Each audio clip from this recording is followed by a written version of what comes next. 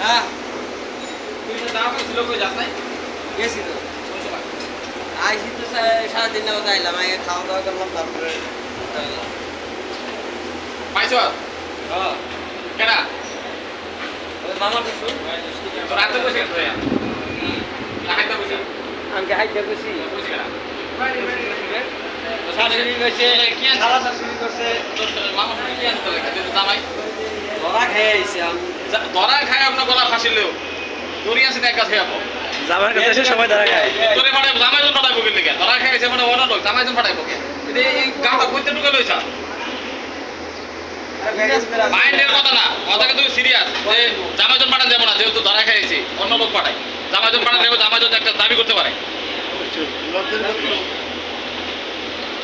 করতে দিয়েছে আর এই